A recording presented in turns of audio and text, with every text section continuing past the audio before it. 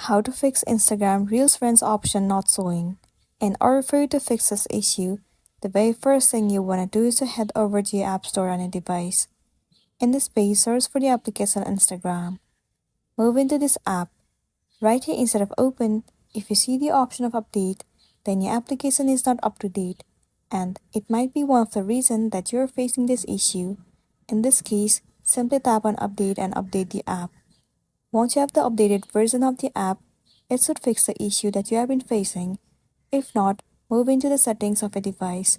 Head over to General and then move into iPhone Storage. In this page, move into Application Instagram and then click on Offload App. Once again tap on Offload App. It will clear the cache and the storage of the application.